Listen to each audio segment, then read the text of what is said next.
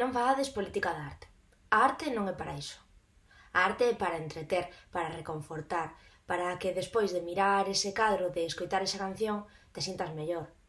E o resto é panfleto. Hoxe veño falar dun tema moi importante.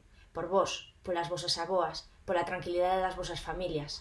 Non fagades da arte política, porque non é a súa finalidade.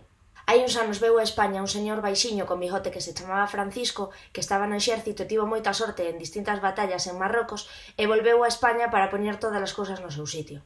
Porque antes de que este señor volvera de África, había moita xente aquí que facía da arte política. E non lles foi ben, crédeme. Non tomedes o exemplo de Federico, de Miguel, de Maruja, e non fagades da arte política.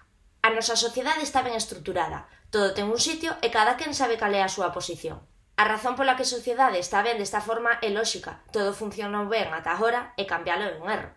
Obviamente, se ti te esforzas moito podes deixar de ser pobre e chegar a unha clase social superior, así que traballa moito e conseguiralo.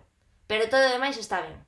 A arte é unha cousa secundaria, algo que facer fora do traballo, como por exemplo hai moitos médicos que escriben. Ti búscate un traballo que te sustente e logo no teu tempo libre faz as cousas que te gustan.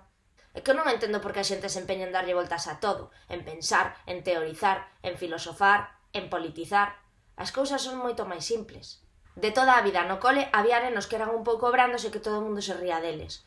Bueno, pois o mellor tiñas que partir un par de caras para facerte respeitar, pero todo estaba ben. Había un respeto.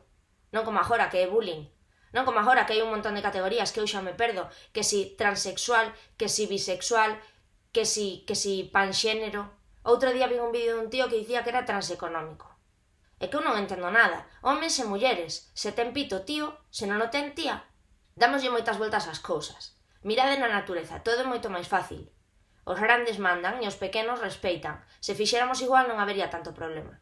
Obviamente hai liberdade de expresión, cada quen pode dicir o que queira, pero ti tes que saber onde vas a dicir según que cousa. Non só por ti, porque non te vas meter no boca do lobo a chamarlle pouca cousa, senón polo que lle convén á sociedade. Hai lugares sagrados que se deberían respeitar, os templos da sabedoría popular. Se hai un lugar onde se respeita e se coida da cultura, non se debería ir a facer política. Ti tes que saber onde sacar o panfleto. O 8M, o Día da Patria Galega, o 1 de Maio, nos centros sociais, pero calquera día en calquera situación pois non, porque non vas chegar a ningún lado.